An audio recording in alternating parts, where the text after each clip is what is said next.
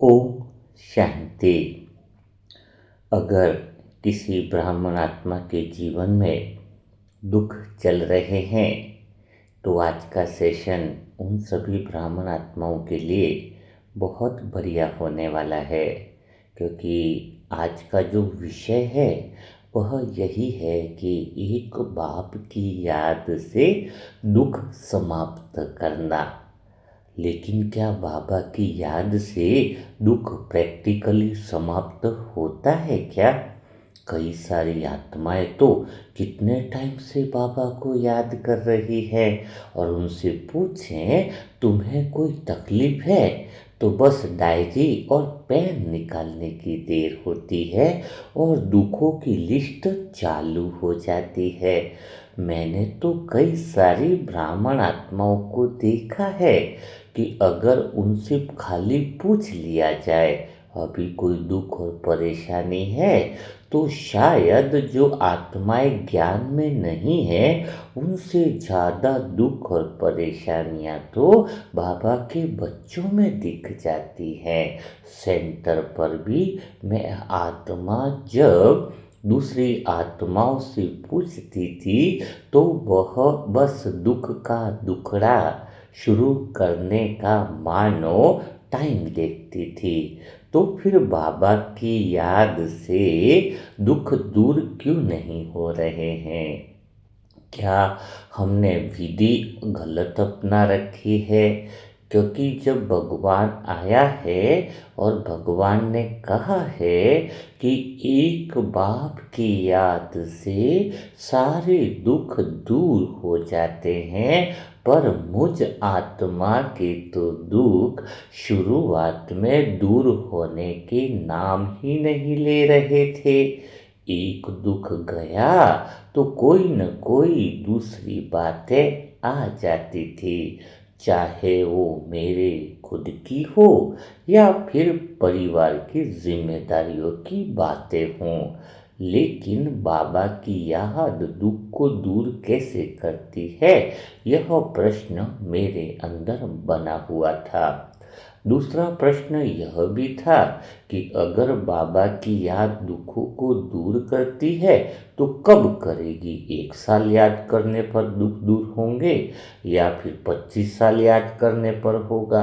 अगर पूरा जीवन बाप की याद में ही लगाया जाए और फिर दुखों का दूर नहीं होगा, तो फिर वो समय का भी एक आ रहा था अंदर प्रश्न कि कब तक याद करें। पता रहता है ना कि अगर कोई दुख आया है तो पूरा दिन आज शाम तक बैठ जाएंगे, 6 घंटा 8 घंटा, हाँ, सुबह 7 से शाम की 7 तक। और जैसे 7 बज गई और उसके बाद वापस 8 बजे तक, तो फिर दुख दूर हो जाना चाहिए। तो ऐसी प्रश्न मेरे अंदर चलते रहते थे। मुझ आत्मा को लगता था कि जब तक मैं आत्मा इस बाबा की याद से दुख कैसे दूर होते हैं वह विधि न समझूं, तब तक तो मैं आत्मा किसी को बोल ही नहीं सकती हूँ कि भाई यहाँ पर आओ और भगवान को याद करो और तुम्हारे दुख दूर हो जाएंगे। और मुझे लगता था कि सेंटर की भी कई सारी आत्माएं गली मोहल्ले में कह ही नहीं पाती थी यह बातें, तभी तो भगवान का निमंत्रण सही तरीके से दे नहीं पाती है। अगर कोई आत्मा खुद निश्चिंत हो, उसके जीवन में दुख और परेशानियां न हो, तो दूसरे को ठोक बजा के बोलेंगे कि भाई यहाँ पर आओ, यहाँ पर भगवान को याद करो और दुख तुम्हारे दूर हो जाएंगे।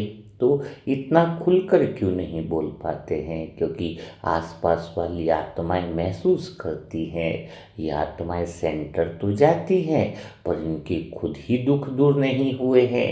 और जब हम बहुत ज़्यादा बोलते हैं कि भगवान आ गया है, भगवान आ गया है, वो अंदर कुछ बोलते नहीं है गली मोहल्ले वाले, लेकिन एक बात बहुत ज़रूर आती है उनके लिए कि ये खुद भगवान के बने हैं और इनके दुख दूर नहीं हुए हैं, तो फिर हमारे दुख कहाँ से दूर होंगे? तो यह सारी बातें भी मेरे अंदर चलती थी।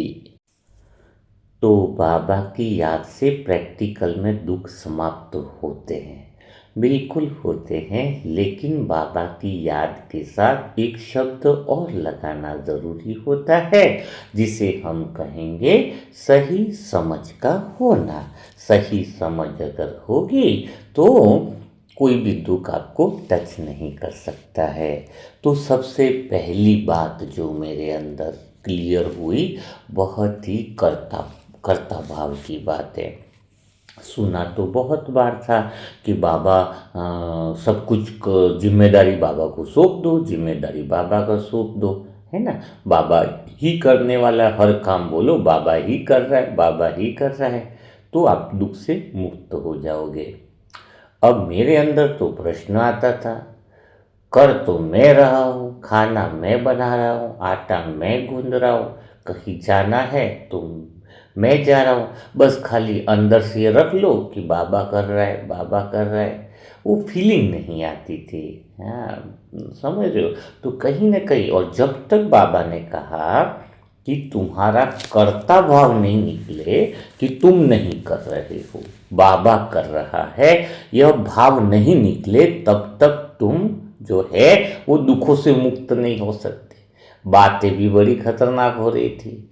एक तो काम मैं कर रहा हूँ प्रैक्टिकली, हाँ ठीक है, अंदर से बोल देना एक अलग बात है कि बाबा कर रहा है, बाबा कर रहा है, लेकिन फीलिंग तो ये आती थी। हाँ, कर्ता भाव छोड़े कैसे। हाँ, नहीं तो अच्छा, पूरे टाइम में तो, और फिर भाव तो आएगा ही ना, काम हम कर रहे हैं, और फिर एक खाली बीच में एक फॉर्मेलिटी के लिए बोल देना, आधा घंटा कोई कंप्यूटर का काम है या लिखने का काम है, कुछ है, और फिर अपन काम कर रहे हैं और बीच में बोले बाबा कर रहा है, तो एक अलग सा फीलिंग आता था, मुझे आता था, मैं अपनी बात कर रहा हूँ कि ऐसे लगता था कि आधा घंटा का काम तो सब मैंने ही किया है। हाँ, तो बाबा कर रहा है ऐसे कैसे बोल सकता हूँ मैं। और बाबा की सबसे गहरी लाइन ये आगे थी कि जब तक तुम्हारे अंदर वो कर्ता भाव जिंदा है, निमित्त भाव नहीं है, तब तक तुम दुखों से मुक्त नहीं हो सकते हो। तो सबसे पहली बात यही थी मेरे अंदर कि मुझे वह कर्ता भाव को समाप्त करना था। तो इसका बहुत अच्छे से समाधान मुझे मिला कि वास्तव में कर्ता भाव का अर्थ क्या है, निमित्त भाव का अर्थ क्या है। देखो, एक बात प्रैक्टिकली थी, काम हम ही करते हैं, बिल्कुल सही है। दो जन काम करने वाले होते हैं, एक तो होता है जो हम प्रैक्टिकली काम कर रहे हैं, क्रिया कर रहे हैं, जिम्मेदारी से काम कर रहे हैं, रोटी बनाना है, चाहे सब्जी बनाना है, या फिर ऑफिस जाना है, या दुकान में बैठना है, तो वहाँ पर काम करने वाला कौन है, बिल्कुल समझो कि मैं ही करने वाला हूँ। और कर भी तो हम ही रहे ना, प्रैक्टिकली वह काम कर कौन रहा है, हम ही तो कर रहे हैं ना। तो एक तो करता हुआ फिजिकल करने वाला, ठीक बात है, बहुत अच्छे से बात को समझना, तो शायद आप भी मेरी तरह से दुखों से मुक्त हो जाओगे। हाँ, मैं तो हो गया, मैं तो बहुत मज़े में रहता हूँ। कैसे रहता हूँ वही बातें मैं आपको बताना चाह रहा हूँ।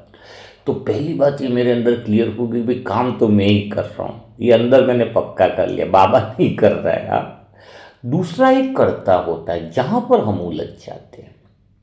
दूसरा कर्ता है मानसिक कर्ता, जो हमारे मन को कंट्रोल करता है, विचारों को कंट्रोल करता है, जहाँ पर एक जुड़ाव पैदा होता है, जहाँ पर वो होता है। और मानसिक कर्ता का अर्थ क्या, वो अंदर भी एक कर्ता बैठा हुआ है, एक बाहर से जो तुम कर रहे हो वो तुम कर रहे हो ना, ठीक है, ओके, लेकिन अंदर का जो कर्ता होता है वह क्या करता है, खाना बनाया, सब्जी बनाई, दुकान पे गए, कंप्यूटर, तो वो परिणाम से जोड़ता है, नहीं या ऐसा ही परिणाम आना चाहिए, सब्जी बनाई लोगों को पसंद आनी ही चाहिए, अभी मैंने इतनी अच्छी सेवा करी है, तारीफ तो मुझे मिलनी ही चाहिए। हाँ, मैंने जो काम किया है वो सबसे बेस्ट किया है, मेरे जैसा काम करने वाला कोई है ही नहीं। तो जो अंदर का जो मानसिक करता है, जो बार बार परिणाम से जुड़ जाता है, किससे जुड़ जाता है, अंदर का जो मानसिक करता है वह परिणाम से जुड़ जाता है।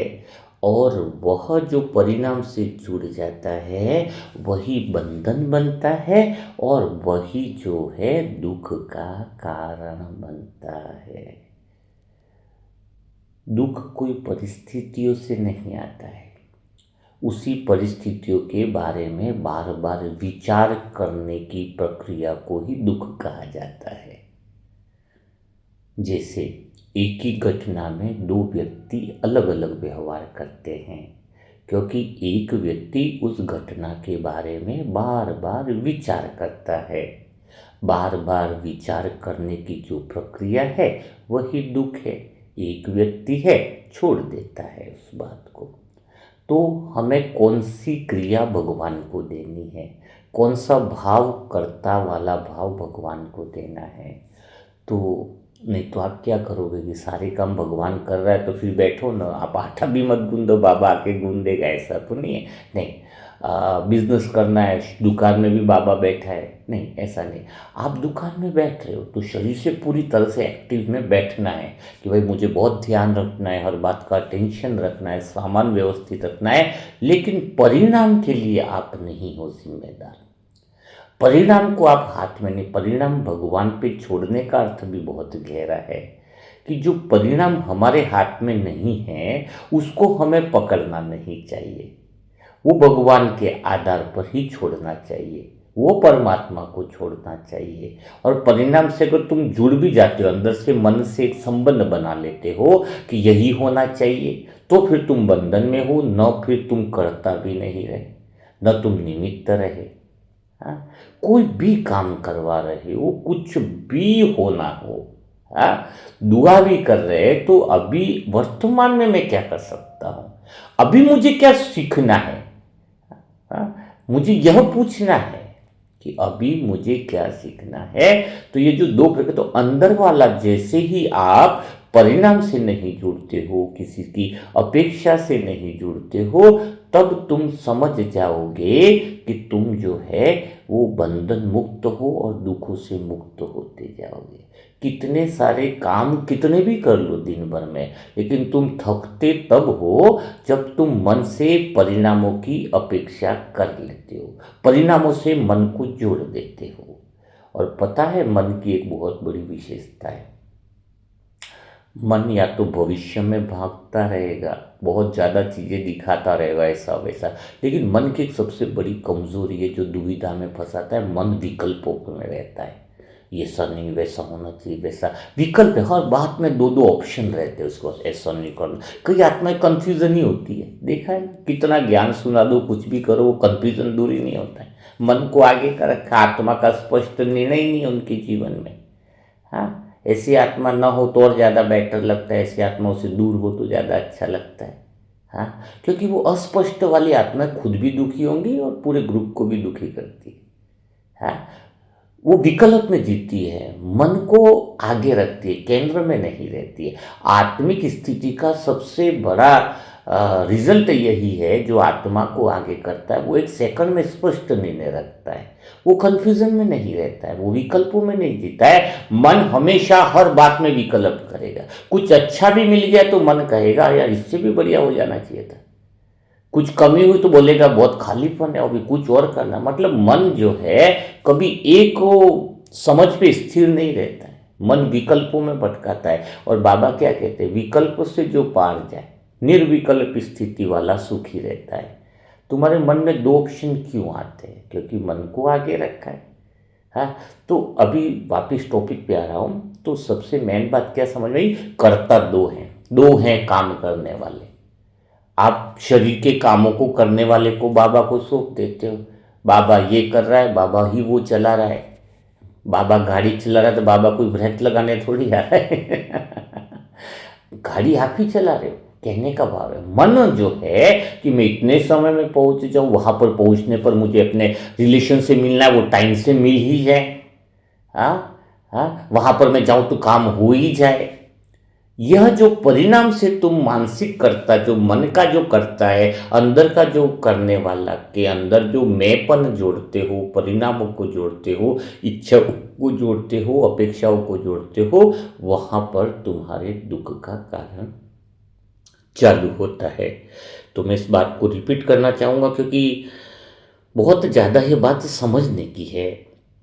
यह सबसे बड़ा प्रैक्टिकल भ्रम है। जैसे ही आत्मा ये सुनती है कि कर्ता मत बनो, हाँ, यही बातें तो सुनते हो मुरली वगैरह में, तो वो मानो दो हिस्सों में टूट भी जाती है। एक हिस्सा डरता है, एक हिस्सा डरता है ना कि जब भगवान को ही देना है तो ऐसा लगता है कि अगर मैंने जिम्मेदारी ले ली तो बंधन हो जाएगा, भगवान को काम देना है। और दूसरा हिस्सा कहता है कि अगर जिम्मेदारी को छोड़ देना ही आध्यात्मिकता है क्या। हाँ, तो जिम्मेदारी यहाँ पर छोड़नी नहीं है, क्योंकि मैंने पहले ही बताया कि शरीर से सारे काम आपको करने हैं और शरीर को कर्ता मानकर करने का अर्थ यह नहीं है। शरीर में अच्छे से काम करने हैं, लेकिन मन जो है वो बाबा के हवाले देने का अर्थ है परिणाम, अपेक्षाएं, इच्छाएं, वो चीज़ें आपको नहीं छोड़नी है। क्योंकि ये कन्फ्यूज़न अगर तुम्हारे अंदर रहेगा कि कर्ता कौन है, तो जीवन में अव्यवस्था रहेगी, ढीलापन रहेगा और अंदर के अंदर तुम्हें ब्लेम, अपराध बोध शुरू हो जाएगा। बाहर से आत्मा शांत दिखेगी, लेकिन भीतर में जब तक ये साफ नहीं होगा, हाँ, क्योंकि साफ होता ही नहीं है कि मैं सही कर रहा हूँ, हाँ, या भाग रहा हूँ, हाँ, क्योंकि वो तो परिणामों से जुड़ा है, तो हर बार क्वेश्चन रहेगा अंदर, मैं सही कर रहा हूँ कि नहीं कर रहा हूँ, हाँ, तो फिर वो प्रॉब्लम हो जाती है। तो एक्चुअल में क्या है, उत्तरदायित्व का अर्थ क्या है कि जो मेरे हाथ में है उसे ईमानदारी से करना है। कर्तापन का अर्थ क्या है, जो मेरे हाथ में नहीं है उसे अपने अस्तित्व से नहीं जोड़ना चाहिए। परिणाम तुम्हारे हाथ में नहीं है, तुम क्यों जोड़ते हो उसको मन से, अपने साथ क्यों जोड़ते हो। तो बस फर्क इतना है कि आत्मा जो है वो जरूरत से ज़्यादा बातों को पकड़ लेती है और पूरी तरह से छोड़ देना भी नहीं है। दोनों स्थितियां दुख पैदा करती है। आप जो बाहर से काम कर रहे हो, जो कर सकते हो, उसको छोड़ना थोड़ी है, वो तो तुम्हारे हाथ में, वो तुम्हें करना ही है ना। लेकिन मन से जो परिणाम, इच्छाएं, अपेक्षा जो तुम्हारे नहीं है, वो उसको क्यों पकड़ते हो। कोई आत्मा कहती है मैं ट्रस्टी हूँ, सब बाबा पर है, लेकिन अंदर के अंदर वो ये क्या चाहती है पता है, कि परिणाम मेरे हिसाब से आए। वहीं पर आप कर्ता भाव में हो, आप हो ही नहीं ना। आप कहते हुए बाबा ट्रस्टी है, परिणाम जब तुम्हारे हिसाब से आए, यही बार बार सोच के बैठे हो, तो फिर जब परिणाम नहीं आता है तो वह आत्मा या तो खुद को दोषी मानती है, या फिर कोई व्यवस्था होगी उसको दोषी मानेगी। तो इसका अर्थ तो यही हुआ ना कि त्याग जो था, जो बातें थी कि बाबा ट्रस्टी है, ट्रस्टी, वो तो खाली आपके शब्दों में था, वो झूठा बातें थी, झूठा त्याग था। सही त्याग का मतलब कोई काम को भी छोड़ना नहीं है। सही त्याग का मतलब है कि निर्णय आपने कोई काम का किया, लेकिन परिणाम से आप दूरी बना लो।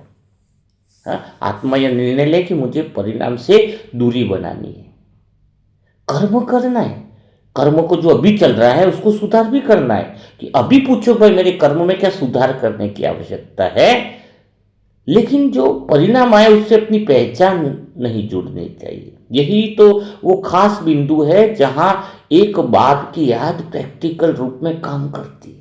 कोई कहता है ना बाबा की याद, लेकिन बाबा की याद लोग कैसे करते, गलत तरीके से। बाबा ऐसा हो जाए, बाबा वैसा हो जाए। तुम खुद तो परिणाम चाहते ही हो कि ऐसा हो जाए वैसा, वही बाबा पे भी थोप देते हो। बाबा ये काम कर रहा हूँ, इसमें 10 लाख रुपया आ जाए, बाबा ये काम कर रहा हूँ ऐसा हो जाए। मतलब आप खुद कहाँ कर रहे हो, आप तो परिणाम से बनते हो। तो मानसिक कर्ता जो मैं बात कर रहा हूँ, या अंदर की भीतर की, वह जुड़ा हो गया तो बात की याद फिर प्रैक्टिकल रूप से काम नहीं करती है।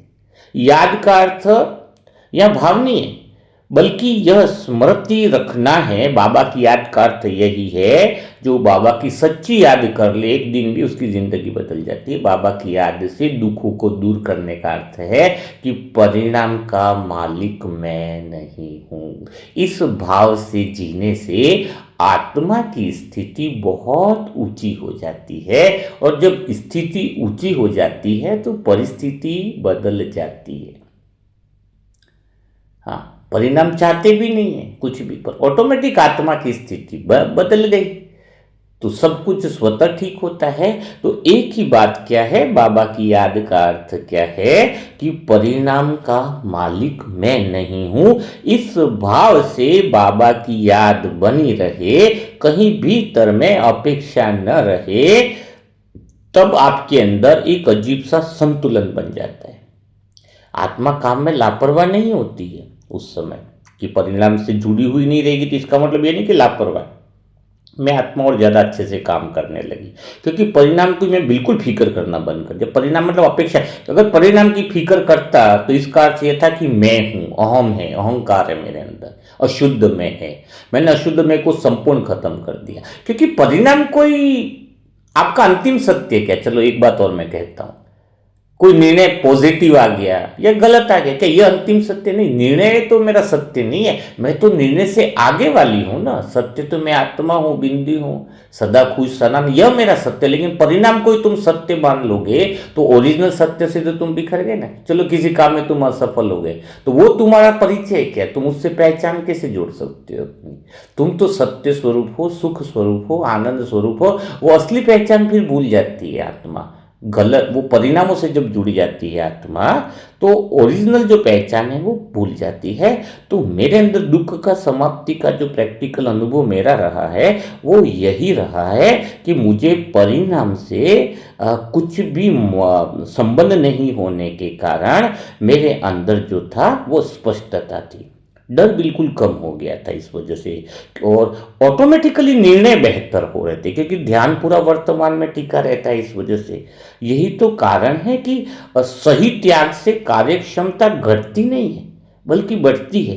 परिणामों का त्याग करना, इससे आपकी कैपेसिटी बहुत ज़्यादा बढ़ जाती है।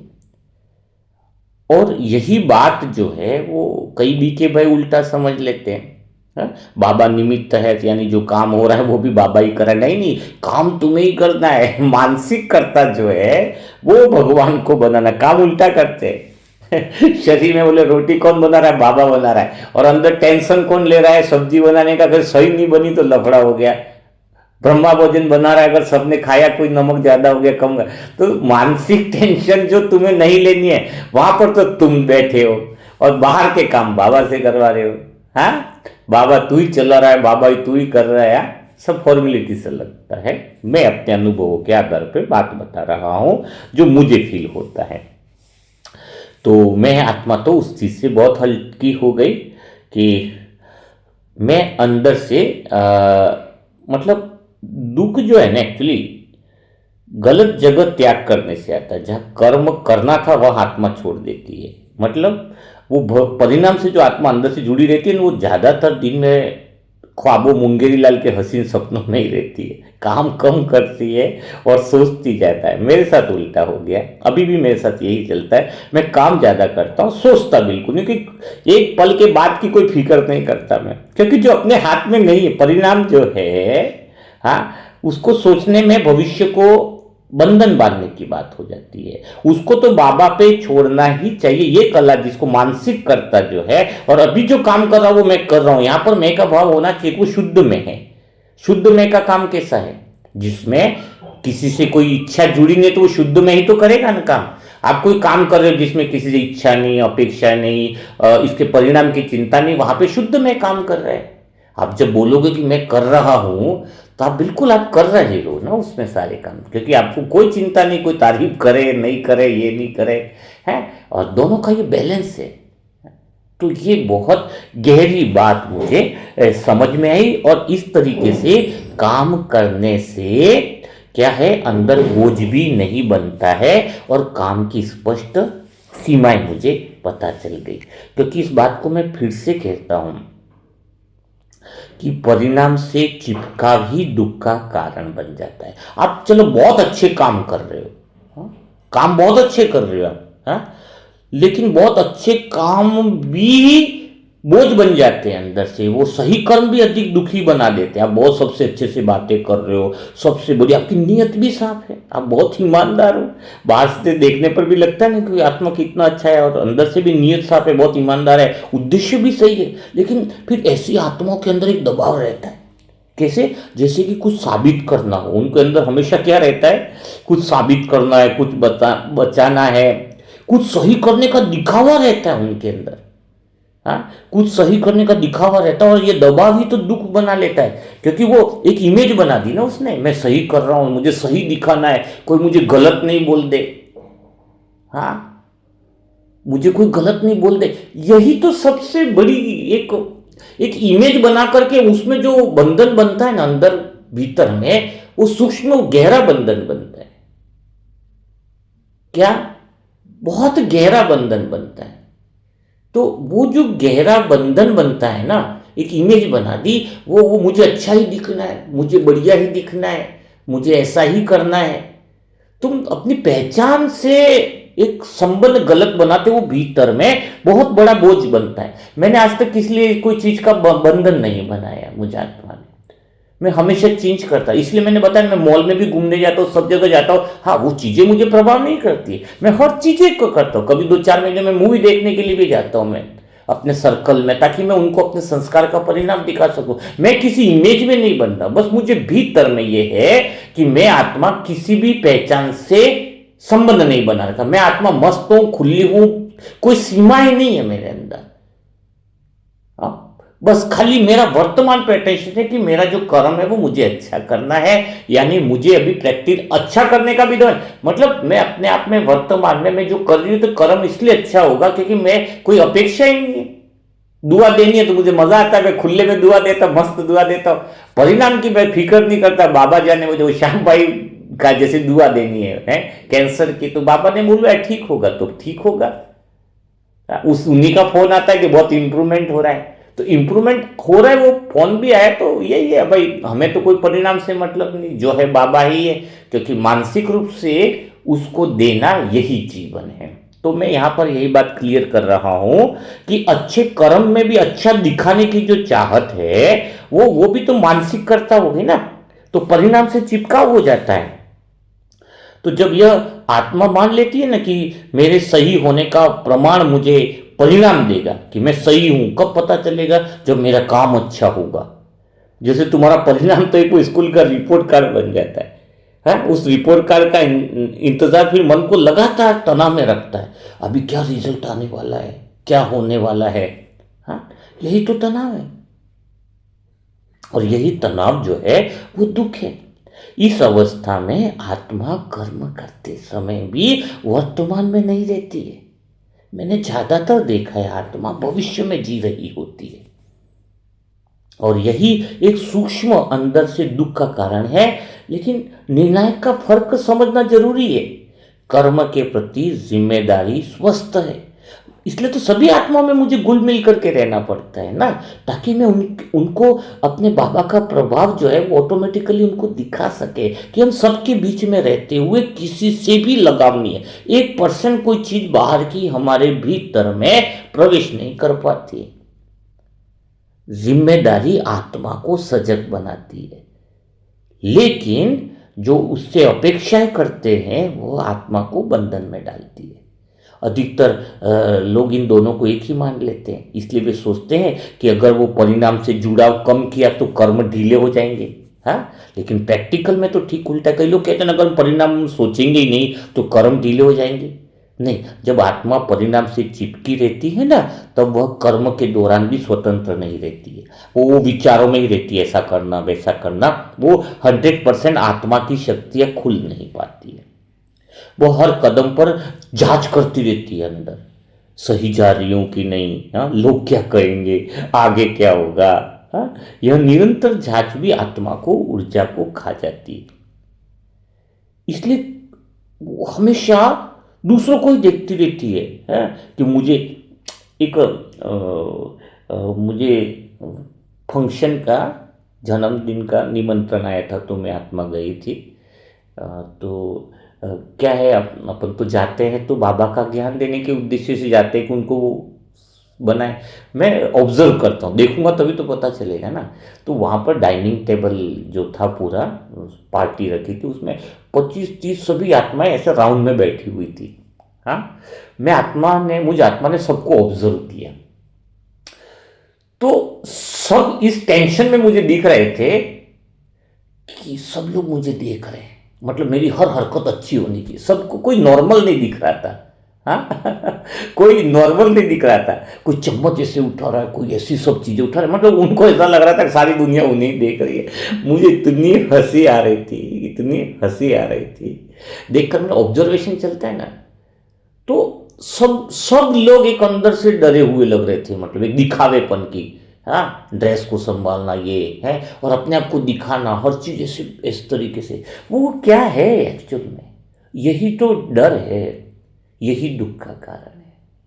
जब अंदर से, और मैं आत्मा तो नॉर्मल रहती हूँ, मुझे तो जैसा है वैसा मस्त है। मैं तो कहीं भी, अपने जैसे ऊंची पार्टी दूसरे, अपने को जैसे खाना हाथ से खाना तो हाथ से मजा, अपन तो हाथ से, अपने को फिक्र ही नहीं किसी बात की कि सामने वाला, अपन को ये पता है कि अपन करेंगे तो दुनिया अपने पीछे आने वाली है। अपन भीड़ से अलग है, अपने को जो अच्छा लग रहा है ना, मैं बंधन से कैसे कर सकती हूँ कोई काम? हाँ? और कोई बात स्वीकार करने से भी पता नहीं। तो हमें तो कहीं पर भी ऐसी जगह भी होते हैं। तो बाबा क्या कहते हैं?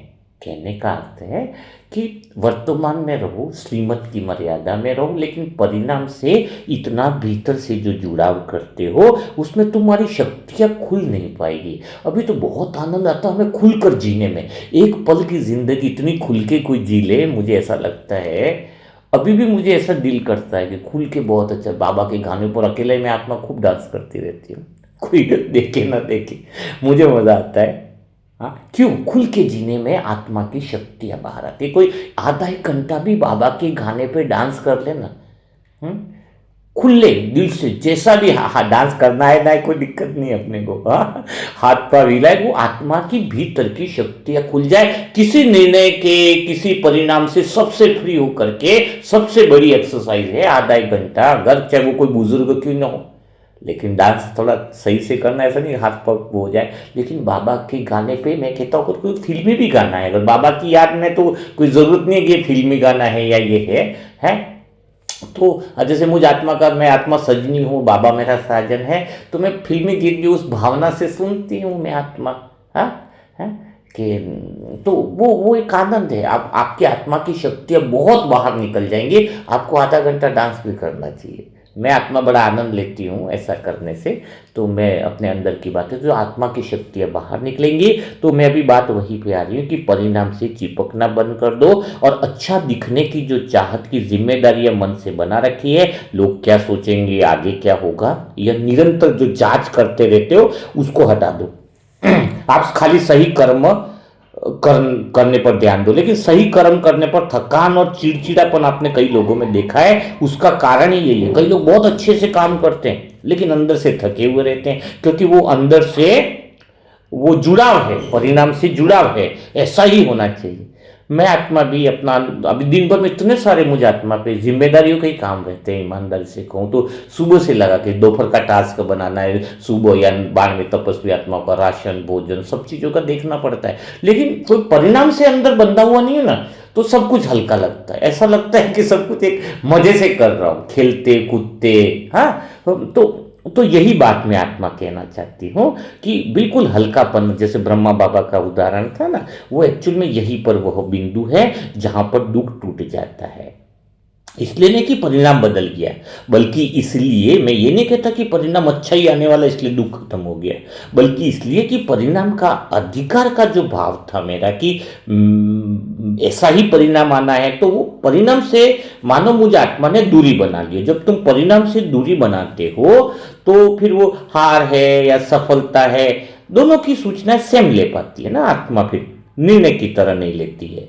तो जब परिणाम निर्णय बन जाता है, तब तो वह चोट खाता है। जब हम पहले से निर्णय ले लेते कि ऐसा ही होना चाहिए, वैसा ही होना चाहिए, तो फिर वो परिणाम माया बड़ी खतरनाक है। फिर तो जब निर्णय लिया तो और उल्टा ही लाती है परिणाम। ये भी बहुत गहरी बात है।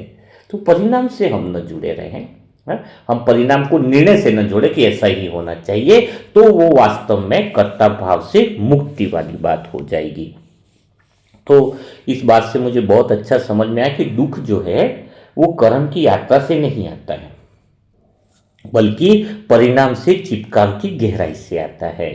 एक बाप की याद इस चिपकाव को काटती है, कर्म को नहीं काटती है। और तो यही तो कारण है कि इस याद के बाद आत्मा अधिक स्थिर हो जाती है, अधिक सक्षम हो जाती है, और अगर देखा जाए तो स्पष्ट तरीके से काम करने लग जाती है। समझ में आया? क्योंकि क्या होता है, एक्चुअल में देखा जाए तो मैंने अपने जीवन में अनुभव किया है, अभी भी देखता हूँ कि अधिकांश लोग यही मानते हैं कि वर्तमान में जो समस्या है उससे दुखी है। सभी लोग ये समझते हैं ना, उनका दुख पूछता हूँ ना मैं, गहराई में क्या निकलता है पता, वो अभी की समस्या से दुखी कम होते हैं। लेकिन उनकी गहराई से अगर मैंने देखा ना, तो दुख का असली कारण उनके वर्तमान में है ही नहीं। वर्तमान में तो खा पी के मौज है उनके, लेकिन उनके अंदर दुख एक ही बात का लगता है कि भविष्य की अनिश्चितता, कि मेरा आगे क्या होगा। वर्तमान में जो हो रहा है वो तो सीमित होता है, उसे संभाला जा सकता है, लेकिन भविष्य के बारे में जो कल्पनाएं चलती हैं वे तो अनंत है, उसकी कोई सीमाएं क्या है, और वो मन को थका देती है। अभी मैं सोचूं मेरा कल का क्या होगा, अगर मैं सोचता ही रहूं सोचता ही रहूं तो कोई भी बात स्वीकार होगी ही नहीं, क्योंकि वो घटना कभी हो ही नहीं रही है, तो मस्तिष्क मानने को तैयार ही नहीं होगा। चाहे मैं कितना भी सोच लूं मैं कल कलेक्टर बनूंगा, कल कलेक्टर बनूंगा, मस्तिष्क कैसे मान लेगा कि मैं कलेक्टर बनूंगा, उसको कितने सारे तर्क दूं तो भी गारंटी नहीं है, समझे। मस्तिष्क तो वही बात मानेगा जो प्रैक्टिकल में आपको एक तरीके से, तो भविष्य की अनिश्चितता का कारण ही जो कल्पनाएं चलाता है उससे उसका मन थक जाता है। और भविष्य डर तब पैदा होता है, भविष्य का डर, जब आत्मा यह मान लेती है ना कि आने वाले समय को सुरक्षित बनाना मेरी जिम्मेदारी है। उसको क्या लगता है, कहीं बाबा के बच्चे आने वाले समय को सुरक्षित बनाना चाहते हैं। और इस मान्यता के साथ जब मन लगातार आगे की ओर भागता रहता है कि अगर ऐसा हो गया तो क्या होगा, अगर वैसा नहीं हुआ तो क्या होगा, ये सोच है ना कभी भी किसी रिजल्ट पर पहुंचती नहीं है। आप कितना भी मुंगेरी लाल के हसीन सपने देखते रहो, कोई भी इसका रिजल्ट नहीं है, सिर्फ मन को थकाने के अलावा, क्योंकि भविष्य भी मौजूद ही नहीं है ना। भविष्य अभी मौजूद ही नहीं है, इसीलिए तो मन थकता है और शांत भी नहीं हो पाता है। यही थकान जो है वो धीरे धीरे अंदर एक दुख का एक कंपन तैयार करती है, एक वाइब्रेशन तैयार करती है। फिर आपके जीवन में सफलता वाली चीजें भी आकर्षित नहीं करती है, क्योंकि आपके अंदर तो दुख के वाइब्रेशन बनेंगे, तो ड्रामा फिर दुख के सीन क्रिएट करेगा। क्यों भविष्य की चिंताएं कर रहे हो, इस पल अच्छा जी लो, इस पल अच्छे से कर लो, जो तुम्हारे हाथ में है उसको बेहतर बनाओ। यहां एक जो सूक्ष्म, लेकिन मैं कहूँगा कि निर्णायक बात है, ये समझना जरूरी है कि डर भविष्य से नहीं आता है। डर भविष्य से नहीं आता, एक्चुअल में डर कब आता है, जो भविष्य को कंट्रोल करने की कोशिश करता है। अभी मेरा भविष्य में कहाँ से कंट्रोल करूँ, एक बात बताओ, जो कर रहा हूँ मजे में हूँ। भविष्य जो है वो अनिश्चित है, और अनिश्चित होना चाहिए, ड्रामा में मजा भी कैसे रहेगा। अगर कल कुछ ऐसा वैसा न हो तो मजा भी कैसा रहेगा। तो भविष्य जो मेरे हाथ में नहीं है, मैं उसको कंट्रोल करता रहूं तो मन बहुत थक जाता है ना, फिर मन में थकान लगती है। तो ये बहुत गहरी बात है। अगर कोई इस बात को, मैं जो कह रहा हूँ, मेरे शब्दों के भाव को समझ पाए, तो भविष्य को जो नियंत्रित करने की कोशिश करते हैं ना, उससे टेंशन आती है। जब आत्मा भविष्य को खुला रहने की अनुमति नहीं देती है ना, तब परेशानी आती है। तब वो वर्तमान में भी चैन से काम नहीं कर पाता। भविष्य को तुम खुला रहने ही नहीं देते हो, पकड़ना चाहते हो, ऐसा हो जाए वैसा हो जाए। हाँ, हर कर्म के साथ एक तुम अदृश्य प्रश्न जुड़ा रहता है, इसका आगे क्या होगा। और यह प्रश्न तुम्हारे भीतर में आत्मा की ऊर्जा को रोक देता है, दबाव बनाता है, आत्मा की ऊर्जा की दीवारें बनाता है। ये प्रश्न एक बाप की याद यह भी किसी आश्वासन की तरह काम नहीं करती है कि सब ठीक हो जाएगा। यहां बात बहुत अच्छे से समझना, ऐसा नहीं कि बाबा को याद किया तो सब कुछ ठीक हो जाएगा, ऐसा मान लेना भी झूठा सेटिस्फेक्शन होगा। असल में बाप की याद आत्मा को यह स्वीकार करने की क्षमता देती है कि भविष्य का पूरा नक्शा मेरे हाथ में नहीं है। यह स्वीकार कमजोरी नहीं है, यह मानसिक परिपक्वता है। जैसे यह स्वीकार आता है, मन भविष्य से थोड़ा पीछे हटता है और वर्तमान में टिक पाता है। और पता है इसमें क्या होगा, स्थिति ऊंची हो जाएगी तो भविष्य वैसे ही सुरक्षित है। यह बात जो समझ ले उसकी जिंदगी बदल जाती है। वह भविष्य ठीक है हमारे हाथ में नहीं है, अभी स्थिति हमारे हाथ में है ना। जो हाथ में है तो वह बात, भविष्य की चिंता छोड़ेगा तो उसकी स्थिति में बहुत बड़ा बदलाव आता है। आत्मा योजना बनाती है, तैयार करती है, लेकिन अब क्या होगा उस योजना में, भविष्य को पकड़ने की कोशिश नहीं करती। अब मैं आत्मा भी तो सेवा के बहुत बड़े प्लान बनाती है, लेकिन भविष्य की कोई पकड़ने की कोशिश नहीं। अभी जो है उस पे ध्यान है, वर्तमान पे। वो जानता है ना, आत्मा समझ जाती है अंदर से कि योजना मेरी जिम्मेदारी है, लेकिन अनिश्चितता जीवन का स्वभाव है। कुछ भी अनिश्चित ड्रामा के अनुसार घटना, बाबा तो खुद अचानक शब्द यूज करता है कि अचानक कुछ भी होगा। तो अचानक और अनिश्चितता तो जीवन का स्वभाव है। और ये समझ जो है वो भविष्य के डर को काट देती है। डर इसलिए नहीं आता है कि भविष्य साफ हो गया है, बल्कि डर इसलिए मतलब जाएगा नहीं कि आपको डर चला गया कि भविष्य साफ हो गया है, अभी मेरा भविष्य क्लियर, इसलिए डर जाएगा। बल्कि इसलिए जाता है क्योंकि आत्मा ने अनिश्चितता से लड़ना बंद कर दिया है। जो पता ही नहीं कल क्या है, कैसा कैसा क्या क्या होने वाला है, तो जो पता नहीं उससे लड़ करके क्या मिलता है? अपने को कुछ भी तो नहीं मिलेगा। जो है उस पर ध्यान दो और अपनी स्थिति अच्छी रखोगे तो चाहे कल कैसी भी परिस्थिति आ जाए अपन निपट लेंगे, बात करता। हाँ, मेन बात क्या है, कल कैसी भी परिस्थिति आ जाए तो क्या करेंगे? निपट लेंगे। मैं आत्मा तो अगर दिल का कहो तो मैं आत्मा तो उस बड़ी परिस्थिति के लिए मुझे कोई फर्क, शरीर भी छूट जाए तो भी दिक्कत नहीं है। दिन भर बाबा को याद करते हैं, वहां ऊपर जाके बाबा से तो मिलना है तो सबसे बड़ा डर मृत्यु का आता वो भी नहीं है अपने अंदर। तो है तो अपनी स्थिति इतनी ऊंची बनती है, जो परिणामों से फ्री रहता है, भविष्य की बातों से लड़ता नहीं है, वह आत्मा दुखों से मुक्त रहती है। तो पूरी बात का सार यही लग रहा है कि भविष्य जो है, भविष्य का डर जो है वो एक्चुअल में किसी नकारात्मक सोच का परिणाम नहीं है, बल्कि तुम भविष्य को बहुत ज़्यादा नियंत्रण करना चाहते हो, कंट्रोल करना चाहते हो, परिणाम को कंट्रोल करना चाहते हो। लेकिन एक बाबा की याद जो है वो इस चाहत को ढीला कर देती है। आत्मा को यह सिखाती नहीं है, बल्कि अनुभव कराती है कि सब कुछ अभी तय करने की कोई ज़रूरत नहीं है। इस पल तुम्हें कोई तय करने की ज़रूरत नहीं है। और जहाँ यह अनुभव स्थिर हो जाता है, वहाँ दुख के लिए कोई जगह नहीं बचती है। क्यों करूँ मैं कल के भविष्य की प्लानिंग? क्यों करूँ मैं 1 महीने बाद की प्लानिंग? मेरा प्लानिंग एक अलग चीज़ है, लेकिन निर्णय ऐसा ही हो वैसी प्लानिंग ना हो। प्लानिंग नहीं करना अलग चीज़ है, और परिणाम से और उस चीज़ से बांध देना एक अलग चीज़ होती है। तो आपको ये बात समझनी चाहिए। और कोई भगवान को भी गलत तरीके से याद करते हैं, क्योंकि याद कैसे करते हैं? बाबा इसको ठीक कर दो, बाबा इस परिणाम को ठीक कर दो, बाबा इस पर। अपना काम है शक्ति देना। हर एक आत्मा को क्या देना है? शक्ति देना हमारा काम है। हम दिल से शक्ति दें, दिल से। परिवार में भी जो आत्माएं बदल जाए, परिणाम से मत चिपको, वरना तुम टेंशन में आ जाओगे। उनकी टेंशन में दूर करते करते पति बदले, भाई बदले, वो बदले न बदले, तुम दुखों की गहरे खाई में चले जाओगे। मैंने देखा है बाबा के बच्चे, आसपास वाले बच्चे खुश रहते हैं जो ज्ञान में नहीं है, लेकिन वो खुद इतना टेंशन में लेते हैं कि मानो पूरा ठेका उन्होंने ही ले लिया हो, कॉन्ट्रैक्टर बन गए हो। अरे काम तुम्हें करना है, परिणाम और सब चीज़ों से मुक्त रहना है। वो बंधन अंदर नहीं बनाओ। सच में ये बंधन है। कई लोग तो ऐसा सोचते हैं कि कर्मातीत आत्मा लास्ट में बनना है, तभी क्यों उसके बारे में बात करें?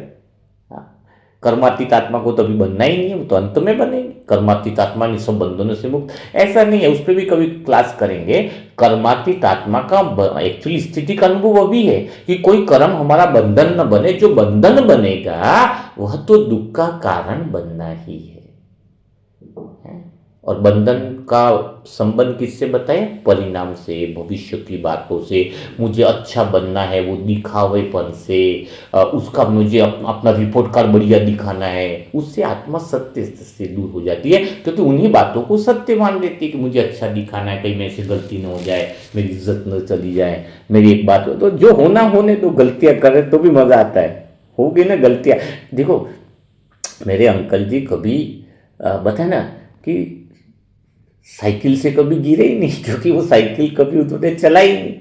तो जो चला रहा है, जो कुछ कर रहा है, वो गिरेगा, उल्टा आएगा, सीधा आएगा, पर कुछ कर रहा है उसके लिए तो होगा ना। समुद्र के पास जो जहाज है वो खड़े रहने के लिए थोड़ी बना है, वो तो समुद्र में उतरने के लिए बना है। अगर वो जहाज समुद्र से ही डरे कि मैं डूब जाऊं तो फिर उसका महत्व क्या? तो वैसे ही हम कर्म करेंगे, ये बात भी पक्की है। परिणाम आते रहेंगे, अच्छे बुरे गलत सही, कोई बात का फिक्र नहीं। कर्म तो करने की चाह है भगवान की याद में, यही तो तुम्हें ऊंचा बढ़ाती है, बस परिणाम से जुड़ना नहीं है। तो आज का सेशन आप आत्माओं को कैसा लगा? क्योंकि आज जो है ना, मुरली के अंदर लाइन सुबह ही पढ़ने को मिली थी कि आ, दुखों से मुक्त कैसे हुआ जाए। और आपको एक राज की बात और बताता हूँ, हमारी निमित्त आत्मा जो है, जो दीदी जो है, वो हमें 5 मिनट पहले मुझे बताती है, 5 या 10 मिनट, 10 ही मिनट पहले बताते हैं कि आज इस पॉइंट पर सुनाना है। हाँ, उनके पास सामूहिक प्रश्न भी रहते हैं, वो चिंतन करते हैं, तो मुझे यह भी नहीं पता रहता है कि कौन से पॉइंट पर बात होने वाली है।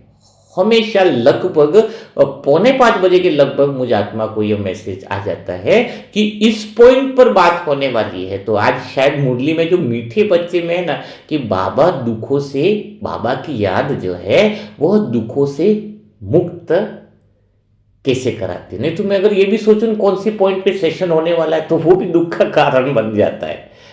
तो अभी जो भी बोला वो खुले दिल से बोला ना, एक तरह से, जो भी कुछ पता नहीं, कोई बंधन नहीं, जो अंदर की अनुभव है। अनुभव का अर्थ क्या होता है? जो आप फील करते हो किसी भी बात पे, वह चीजें बताई जाती है। किसी बात का आपके पास अनुभव नहीं है, तो उसके लिए तैयारियां करनी पड़ेगी ना, किस पॉइंट पे क्या होगा, इस पॉइंट पे। ये तो एक इस तरह से चर्चा हो जाती है आपके साथ कि जो हमारे जीवन में प्रैक्टिकल चल रहा है, या हम जो बातें हमारे जीवन में चल रही है, वही बातें हम दूसरों को शेयर करते हैं, है ना। तो आज का मुरली मंथन आपको कैसा लगा? आज की बातें से क्या कुछ परिवर्तन आया? क्या आज की बातों से आपको लग रहा है कि आपके जीवन में भी दुख जो है, अनावश्यक दुख है, वो खत्म होने वाले?